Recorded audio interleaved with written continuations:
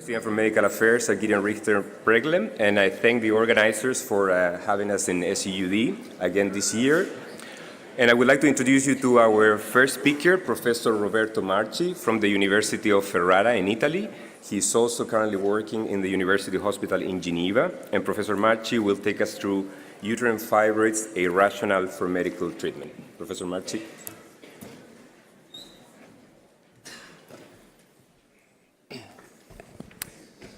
Good morning, and thank you, Pablo, for your presentation. Thank you to the organizers to inviting me, and thank you to Felice Petraia and Professor Chaperon for this invitation.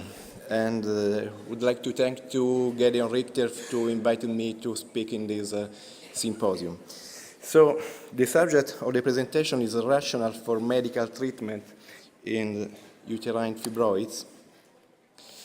And as you know, fibroids is a benign pathology that is very important because almost 24 million women in the world, in Europe, are affected by fibroids.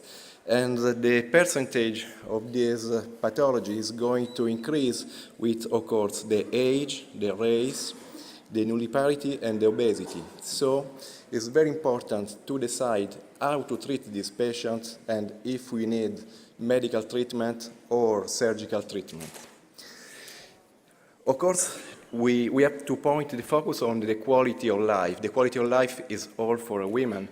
And you know that almost 40–50% of women with fibroids have significant symptoms.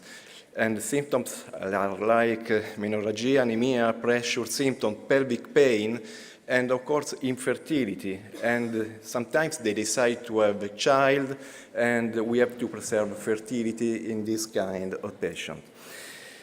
Last year we published a paper focusing on the quality of life of this patient because abnormal heavy menstrual bleeding and the pain and infertility are some symptoms that can be very dramatic for our patients. So we have to take care of this patient and decide the best treatment to go on for the patient too. Of course, the therapeutic approach is dependent on the severity of symptoms, of the volume and localization of myomas, of the age of our patients, and if they wish to preserve fertility and if they wish to go on with the pregnancy. And what we want from the therapy, we want to have the reduction of the myomas, reduction of the bleeding of cords, and sometimes we have to go through to the surgery just to remove fibroids or to remove uterus in some cases. And what we can do, we can have medical treatment, of course, expectant management, and then I will show you the flow chart about the expectant management too, and surgical treatment too. And of course, everybody knows this FIGO classification, but it's very important to keep in mind this classification because if we consider the localization of the myomas, we can treat in different way. And you know that if we have myoma 0, 1, we have to go straight to the surgery, but it could be important to add the medical treatment before. What we want from the medical treatment, first of all, improve the quality of life, awaiting surgery, and shrink fibroids to facilitate surgery, and sometimes to avoid surgery, and of course correct anemia that could be useful to program our surgery and to restore the quality of life of our patients. Which treatment, which medical treatment? Still now, we see many patients treated with OC pill and the intrauterine device, and of course with GnRH agonist. But these treatments, OC pill and intrauterine device, are not indicated for uterine fibroids, and the agonist of GnRH can't be suitable for a long treatment therapy. So Everybody knows the SPRM, and you know uripristal acetate, that this is the molecule that can be useful for the medical treatment of fibroids. And how is the action? UPA exerts a direct action on fibroids, reducing their size through the inhibition of the cell proliferation and induction of apoptosis. And there is another action very important on endometrium, stopping the bleeding, and this is very important for anemia and to program our surgery or our medical treatment too. And the other important thing is that UPA acts on pituitary gland, blocking the LH surge, and it's maintain the estradiol level and avoid the secondary effect of the treatment. Everybody knows the studies from Jacques Donnet in 2012, the PEARL 1 and PEARL 2. It was the first study that demonstrated the efficacy of uripristal acetate if compared with the placebo and compared with the GnRH agonist.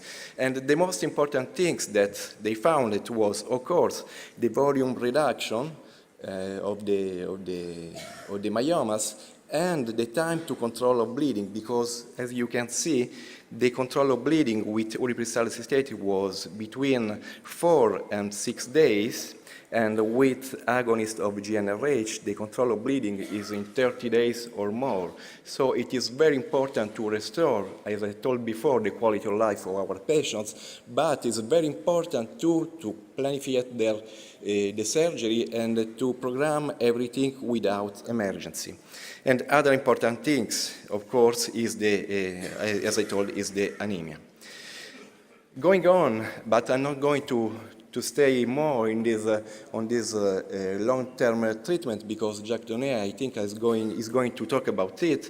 You know that we can use uripristal acetate in 4 repeated cycles of 3 months, of course, with the washing between one and the other. And the good thing is the efficacy on amenorrhea. As you can see, 87% after 4 cycles can achieve 87% of amenorrhea, and the good thing is that 80% of our patients after 4 cycles can respond to the therapy with degrees of the volume of the myomas about more on 25%. There is something to say that 20% of our patients have no response to these myomas, but this is the subject of the next speaker, next presentation, just to know and to study why these 20% of people have no response to this therapy.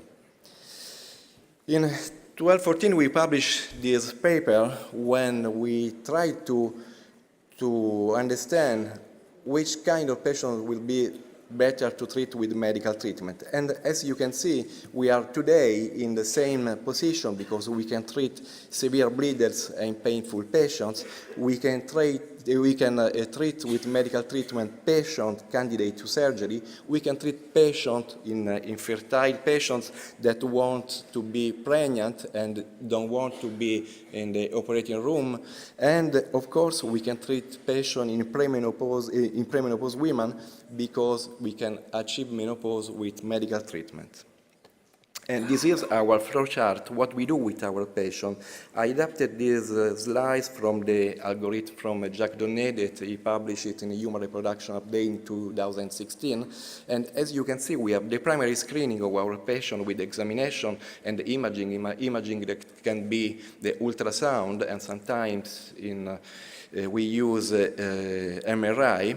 And you see that we treat all patients with symptomatic uterine fibroids. So all patients with symptomatic, patients with unexplained infertility associated with uterine fibroids, patients that are going through the menopause, and we do always 1 or 2 courses of uripristal acetate plus iron supplementation when we have anemia. Anemia, we consider anemia, of course, with hemoglobin less than 12 grams per liter. And then after these two courses, we have again imaging, and we have two kinds of patients, fertility preservation and completed childbearing. And you see that it's completely different, because in this case, if they have a good response with a normal cavity, they can go start pursuing a conception with naturally or ART, and if they have still distorted cavity, they have to go to the surgery with myectomy or laparoscopy or hysteroscopy. Different thing when we have patients that completed childbearing and we can have a good response, and in this case we can stay with the expectant management. It means that we can wait and see in the future, in the next month, what's happened. Maybe repeat the treatment, and in case they don't have a good response, they go to the surgery, of course. So I'm going to present 5 cases. If I have time, I don't know, but I'm going through these 5 cases of our experience just to show you what happens exactly with the medical treatment and what is the link in what's happened between medical treatment and surgery, and how we have to change our attitude, our approach to our patients. In this first case, we have a case with surgery shift to a less invasive type. We had a woman of 26 years old. She had a myoma diagnosticated with MRI, figure 2, 5, 48, 38, 31, so it was a big myoma. We decided to treat this patient with uricrystal acetate 3 months with 5 milligrams. She had severe anemia with hemoglobin 6. And as you can see in the MRI, the myoma was really big, and she was bleeding, and the quality of life of this patient was not so good, of course. And what's happened after 3 months of treatment, the amenorrhea was not achieved completely, but we restored the anemia, of course, and we had a reduction of myoma of 27%. It means that our therapy is going on as well. But after this treatment, we observed that the myoma was migrated, grew from the cervix, and we found a figure 1. So we changed the attitude, the surgical attitude from laparoscopy to vaginal approach. So in this case, we have a switch from laparoscopy to vaginal approach, and we had reduction of myoma volume, and we have a migration of this myoma too. In the case 2, we have a patient 28 years old, and the ultrasound we detected and the figure 2-5 myoma of 54 millimeter, and we treat, of course, these patients with uricrystal acetate 3 months with 5 milligrams a day. And we perform an hysteroscopy. As you can see, we found that the myoma had a posterior impact on the endometrium cavity, and after 3 months, we repeat the imaging, and we see that myoma was starting to migrate again, and the volume of this myoma was with a reduction of almost 50%. So we have an important change, so we decide to perform the second cycle of uricrystal acetate for 3 months, and after that we had no impact on the mucosa, and surgery was cancelled because she didn't want to be pregnant really soon, and we are in this case of the algorithm with fertility preservation, normal cavity, and she decided to wait again and to check before to get pregnant. But as you can see, the cavity after 6 months of therapy was completely empty. Going on to the third case, in this case, again, primary infertility, no myoma already detected 2 years prior, no abnormal uterine bleeding, and MRI showed this figure 2 myoma that we treat 3 months with uricrystal acetate, and again we had a fibroma migration. Fibrosis volume had a reduction of 66%, and the hysteroscopy confirmed an empty uterine cavity. There is no impact on the mucosa, as you can see. The follow-up was good, And we published these cases because we started to observe in many cases the migration of our myomas. The hypothesis was that the decrease inside the myomas, it was linked to the increase of cleaved caspase-3 inducting pro-apoptotic effect, a reduction in expression of neovascularization and cell proliferation, and reduce collagen deposition in the extracellular matrix. So this is our hypothesis that confirms that there is a reduction and migration of our myoma. In this case, we changed the surgical approach and we passed from hysteroscopy to laparoscopy just because this patient arrived to consult for problem of fertility, and we decided before to operate this patient, but when we had the migration, we passed to the laparoscopy. We are agree with this paper from Ferrero that say that, of course, the medical treatment before surgery is important just to reduce the operative time in some case, to have less consequence during the operation too, but no mention was about regarding the distortion and loss of surgical plans. So we don't have papers, we don't have really data about it, but maybe there is something that is going to change in the plans when we take off the myoma after treatment. This is another case of infertility. Just 3 minutes, I finish. Thank you.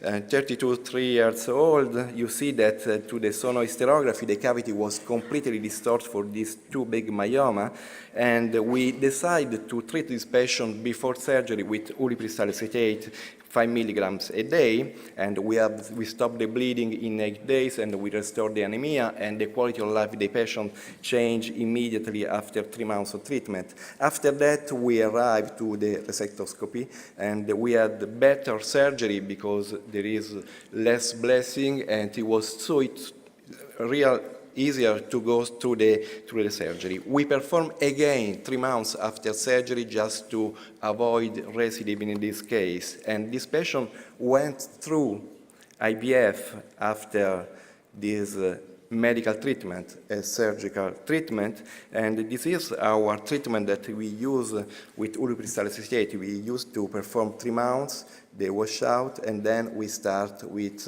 ART, with ovarian stimulation. Or maybe you can do 3 months, washout, repeat 3 months before in vitro fertilization. Last case, the case 5, is a patient 49 years old, and we are going through the menopause, of course. And in this case, this patient has a big myoma, it's figure 2-5, 82, 68, 80. So it was a big myoma with the quality of life really bad because she had very big pain, symptoms of pressure. And in 3 months of treatment, the swelling disappears. We had a reduction of 3 centimeters of the myoma, no anemia, and in 3 months we decide to repeat again this treatment. We are in this case, you see that when you complete the childbearing and we have a good response, we can have expectant management, or we can repeat the treatment if you need some months later. So, and it is the imaging. So let's go to the conclusion. The advantage of medical treatment is, of course, shrinkage effect, correction of anemia, of course, because, as I told you, it's very important to program our surgery if we need, avoid or delay fibroid surgery, to facilitate minimally invasive access, shorter duration of surgical procedure, better intraoperative view, lower intraoperative blood loss, reduction of complication, and of course, we have not forgot financial implication. Thank you very much. Thank you very much. I would like to welcome our second speaker, Professor Marie-Madeleine Dolmans from the Catholic University of Louvain. She's the head of the Gynecological Research Laboratory in the Institute for Experimental Research. And she's going to take us through markers of uterine fibroid response to ulipristal acetate. Thank you, Professor Dolmans. So, Mr. Chairman, ladies and gentlemen, it's my pleasure today to present you markers of uterine fibroid response to ulipristal acetate. So this is a plan of my talk. We will have 4 topics together. First, how does UPA decrease uterine fibrate volume? Then we will try to explain the sustained effect. What about genes will be the third topic, and we will end with good and poor responders in volume reduction. Do we have an answer?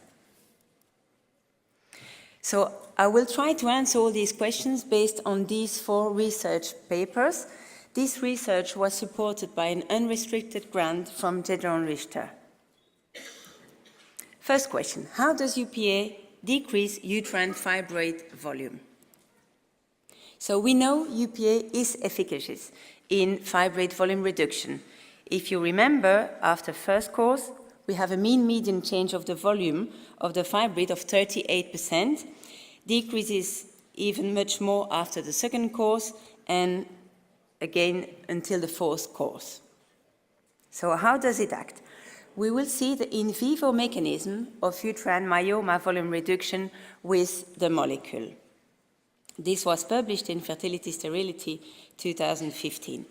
And so these are biopsies of uterine myomas treated by ulipristal acetate. You can see here the Masson's green trichrome, which marks the extracellular matrix in green. So as you see, in the untreated group, we have a, moreover, green biopsy. And when we go under short treatment and long treatment, you can see that the amount of green, the amount of extracellular matrix is decreasing.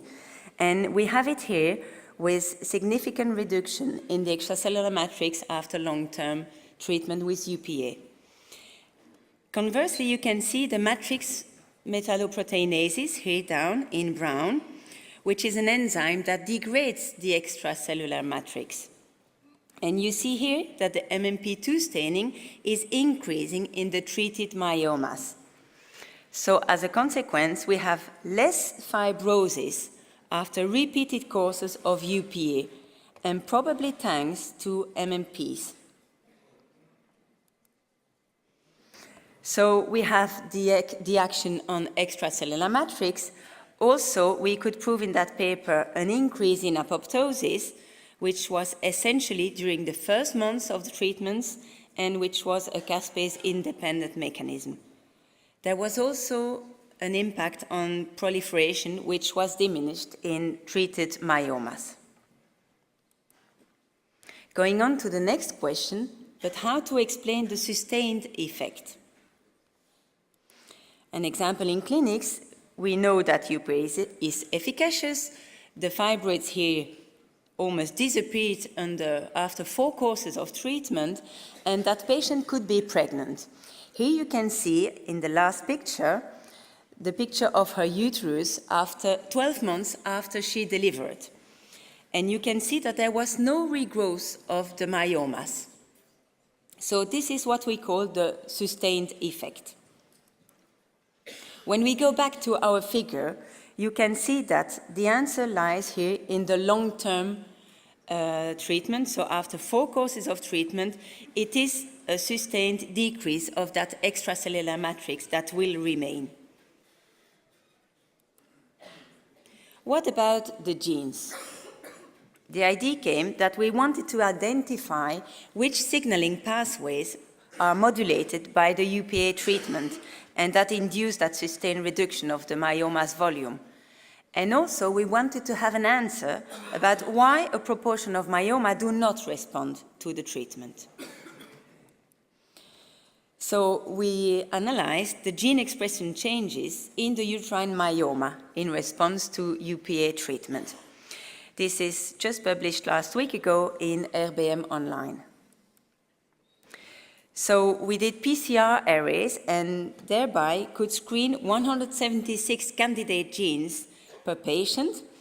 As you see, we choose the extracellular matrix array with a lot of genes involved in the extracellular matrix, also MMPs, and we choose another microarray which was apoptosis.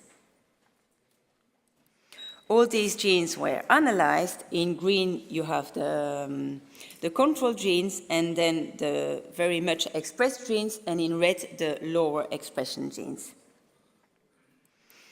We will go more in detail in these results, by analyzing the good and the poor responders in the volume reduction of the myomas. So, as we have seen before, patients with clinically significant reduction of the myoma volume, so which means more than 25% of volume reduction, well, we have 62% of the patients after one course, and when we go further, we have almost 80% of the patients who have at least 25% reduction. But this means that we have 20% of the patients who will have insufficient response. We will call them poor responders. And we analyzed the good responders and the poor responders separately. As you can see, we have a control group, untreated. We have responsive myomas, short-term and long-term, and non-responsive myomas. And here, for survivin, which is also called BIRC5, it's an apoptosis inhibitor. And we could find a significant difference between the untreated group versus the responsive myomas.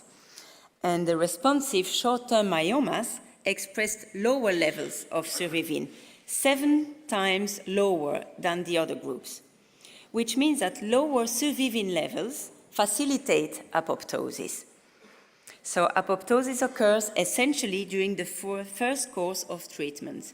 So this is here by gene expression analysis, a confirmation of our first study in immunohistochemistry.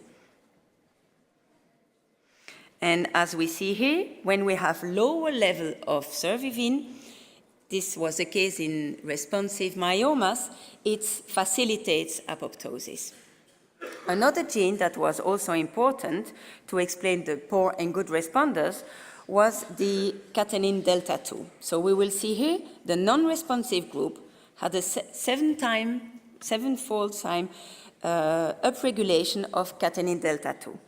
So that was in non-responsive myomas. What does it mean practically? Well, we know that catenin delta 2 promotes a pathway which will stimulate, that you can see here, proliferation of myoma progenitor cells. So unresponsive myomas might escape the effect of vilipristal because of a higher pathway here by the Wnt cascade. And so to have another insight in these poor and good responders, I will end with an analysis about matrix metalloproteinase activities. So we go back to the MMPs. We showed you that indeed we had more MMPs in long-term responsive myomas compared to untreated. And here we have the sub-analysis between responsive and non-responsive myomas. And when we subdivide these groups, you clearly see in the pictures that we have more MMP1 in the responsive long-term compared to the non-responsive myomas. Same for MMP2. We have more brown than compared to the non-responsive myomas. When we have a look at the results, we can see here, indeed, that the non-responsive myomas express much lower levels of MMP1 and also of MMP2. Okay, so that was about the amount of MMPs. Now, we will have a more deep look inside the activity of the MMPs, because we know that we can have the presence of a protein, but we want to see if that protein is effectively active. So that's why we went for the gels, and you can see here that MMP1 in untreated group is present in the fibrates, but you can see that in the responsive groups we have a much more expression, as much more activity of that MMP1. Here, short-term responsive, long-term responsive myomas, an increase in the MMP1 activity. At the contrary, in non-responsive myomas, the activity of MMPs was much lower, which was the case for MMP1 and 3 here, but also for MMP2 that you can see here. So more MMP activity in long-term responsive myomas is present compared to non-responsive myomas. As a conclusion slide, we can see here the good responders and the poor responders to UPA. So this is a cell in a myoma that will respond to UPA. We have there an increased apoptosis that is present. We have reduced survival, goes together with lower proliferation. And also we know that we have a high level of MMPs, which are active and will resorb the extracellular matrix, ending with a decrease of the volume of the myoma. At the contrary, when we go to the 20% who will have a poor response to the treatment, we have a resistance to the apoptosis because there is more survivin in these fibrates, so maintenance of survival and maintenance of proliferation through the myoma stem cells, progenitor cells. Also, we have shown that we have lower amount of matrix metalloproteinase and that they are much less effective. So the extracellular matrix will accumulate and these fibrates might continue to grow even under that action of UPA. So I want to thank my research lab, and especially Guillaume Courtois, who did much of all this work. I want to thank also my collaboration with Professor Jacques Denet and Gédéon Richter for the support of this research. Thank you for your attention. Thank you very much. Thank you very much, Professor Dolmans.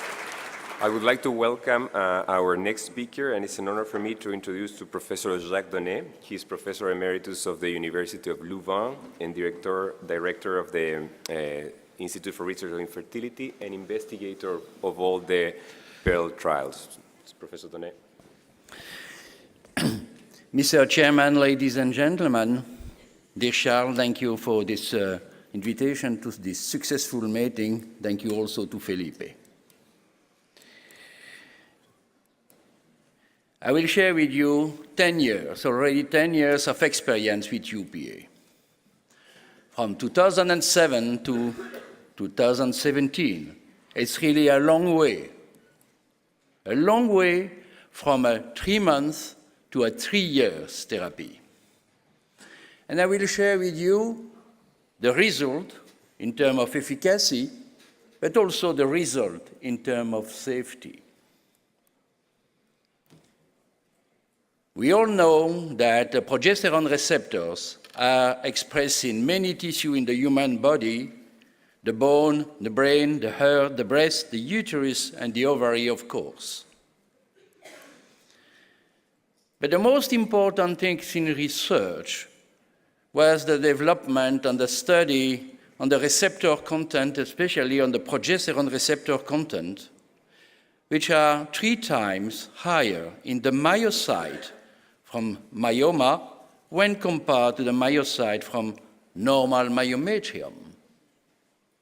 So that, in fact, in the past, when we prescribed progestogens for myoma, that was a big mistake.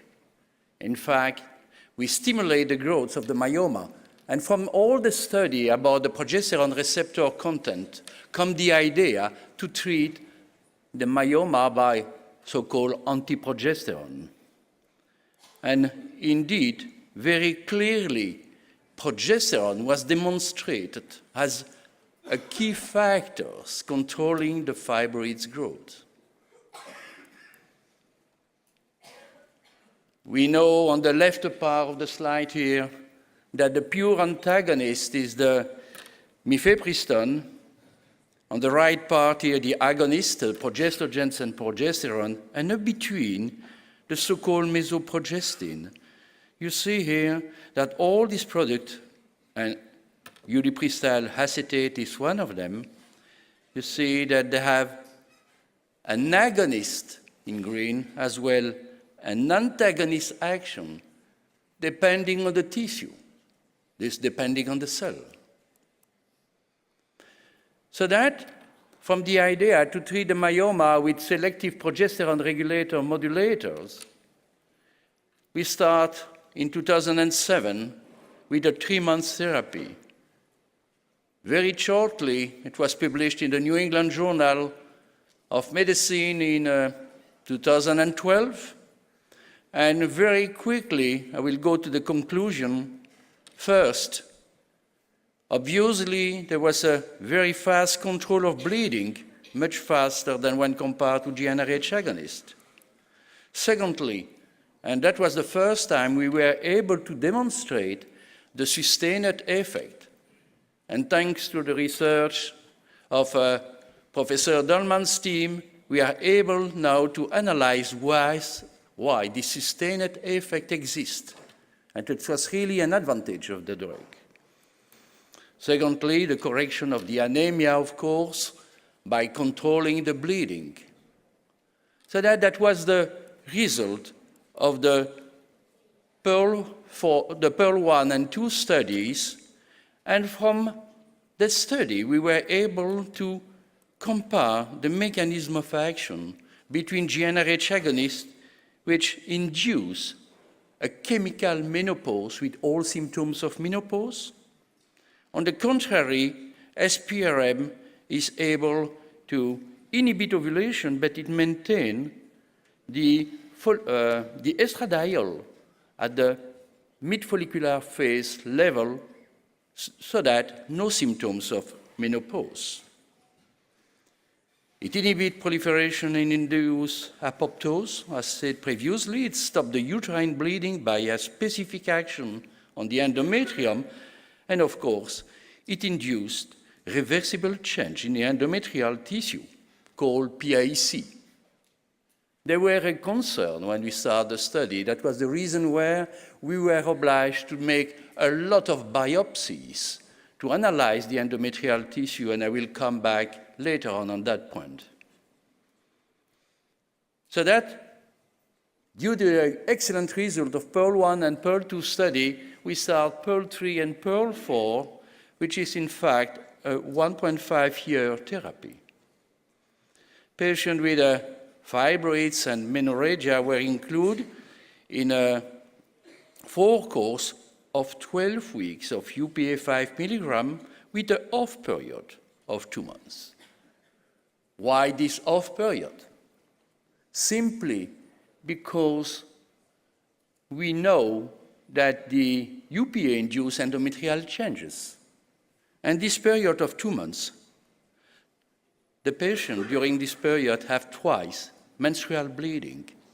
And we know now that the 2 menstrual bleeding eliminate all the endometrial changes. Effect on UPA control.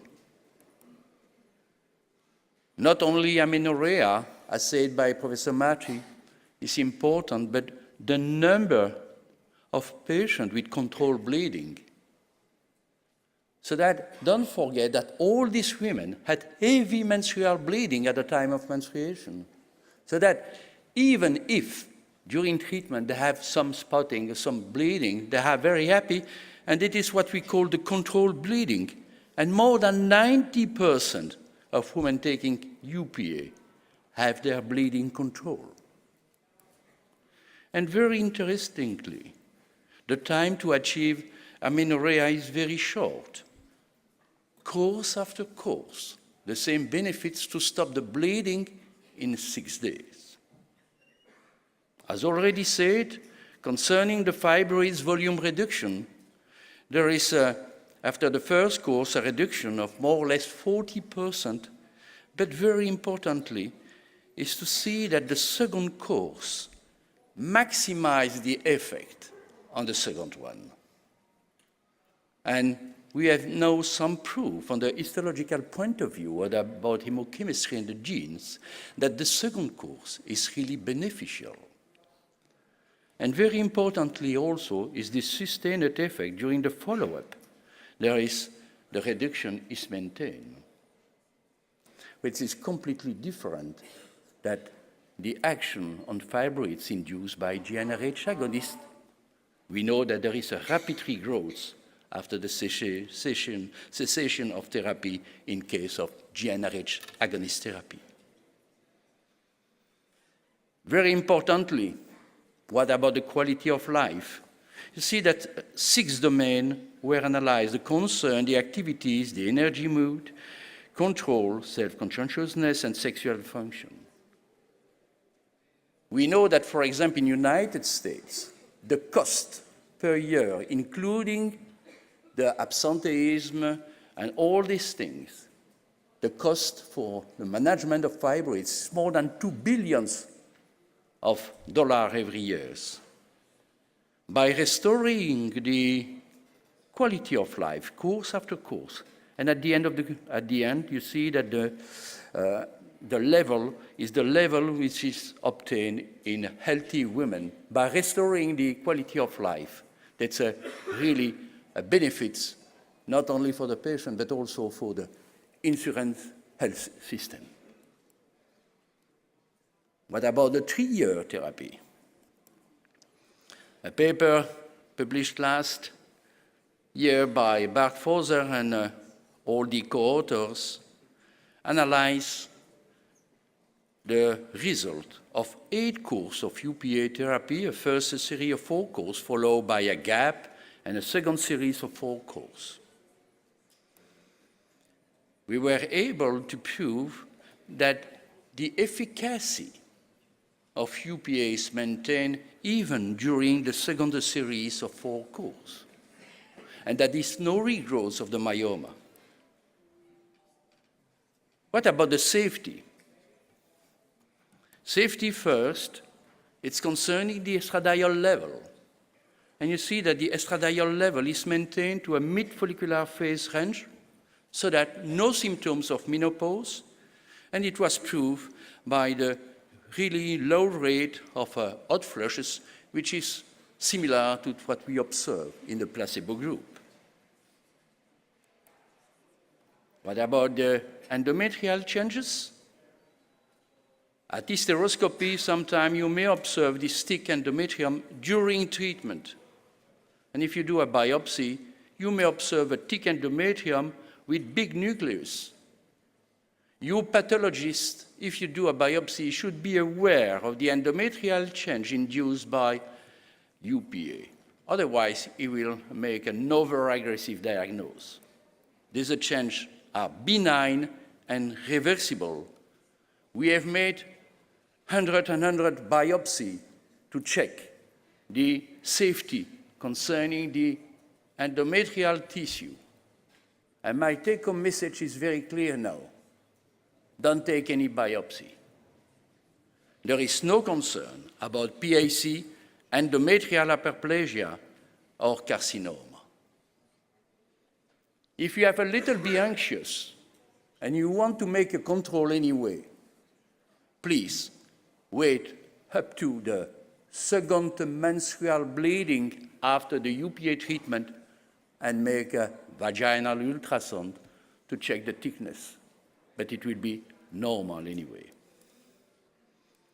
And the very important things, that was the goal of this long-term, the 3-year study, it was to analyze, of course, the endometrial biopsy. And you see that all endometrial biopsy reveal benign endometrium, no case of hyperplasia, no case of malignant neoplasm. So that about the symptoms, infertility, mass effect, and heavy menstrual bleeding, we may propose algorithm that will be the talk of this afternoon. I will not develop now the algorithm because at 3:30 there is a workshop on fibroids, as well as for the premenopausal women. So that my first conclusion, Mr. Chairman, is that we have a lot of surgical approach, non-surgical alternative. But there is no doubt that from now, there is a place for medical therapy for SPRM. It's time to rewrite the manuscript, time to rethink the indication of myoma surgery. I'm not telling you that we have to suppress myomectomy. No. My message is we have to tailor the indication.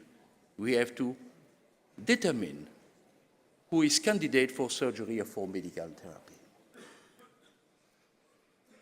But of course, and I guess that everybody is waiting for the safety issue. Of course, all of you know that EMA announced review of liver safety related to the use of EMA. As principal investigators, it's also my responsibility to discuss the safety concern in terms of liver function, and that's what I'm doing now. There are 4 serious cases of liver injury, 1 recovered, 3 ended in liver transplant. In January, that was new cases, and from that, the recommendation of the EMA and PRAC were very clear. Do not start new patients on ESMIA or new treatment course in patients who have already completed a previous one. Perform liver function tests at least once a month for all patients taking ESMIA. That was the recommendation of February. And the question, and if you have that as a question, I may acknowledge that. Could we expect it? And the answer is clearly no. Theoretical base risk for daily drug-induced liver injury with UPA seems indeed very low.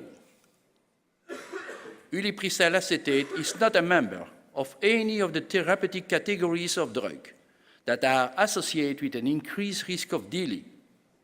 You know that in the top 100, the paracetamol induce much more DILI than UPA. What about the preclinical data? No correlative data indicating liver toxicity in animals. Clinical trial, all the Pearl study, no data indicating liver toxicity. So that we couldn't expect it. We reanalyze, with Preglam and EMA and PRAC, we reanalyze all data from the Pearl study, all the laboratory's values, including the liver enzyme and the bilirubin. On the phase 3 clinical trial, and look here at the result. In the UPA 5 milligram series, only one patient had high liver enzyme, but look at the notes. Enzyme was elevated at baseline, but at the screening that was normalized, the patient was thus included in the study, and no increase of liver enzyme was observed. So then, in fact, in the series of the phase 3 clinical trial with 5 milligram, there is no case of increased liver enzyme. We observe some case in the series of women treated with 10 milligram. Please notice that there are now 4 cases of liver injury leading to transplantation, but there are more than 700,000 women already been treated through the world with UPA. It means really the incidence quite low. Moreover, the PRAC overall pre-conclusion regarding the causal role that was in March. In none of the 5 cases so far, a causal role for ESMIA could be confirmed. I had to tell you that the cases are still under investigation and the decision will be taken in May. But if we look the 5 cases, we observe in all cases, of nearly all cases, confounding factors of pre-existing factors, so that we should wait for the conclusion of the EMA and PRAC. And don't forget that so far, since May 2010, more than 6 million of women have taken LA1. And at this point, PRAC has not included LA1 in the review, even if it is the same product, of course. So that, Mr. Chairman, my last slide. As the clinical, it's my personal opinion, and engage only myself. The clinical trial, no data indicating liver toxicity. In Pearl study, patients with liver enzyme more than 2 times were excluded. I guess that this information is very important. Maybe we have no cases in the Pearl study because we have excluded all women with anomalies of the liver enzyme at the screening. So that my opinion is check the liver enzyme and bilirubin before starting and exclude patients with values more than 2 times upper limit of the normal. Second, control during the off period of 2 months, 4 weeks after hand of therapy and just 4 weeks before restarting. But of course, it's only my personal opinion, and we should wait for the EMA-PRAC final conclusion that we will have around the end of May 2018. Thank you very much for your attention.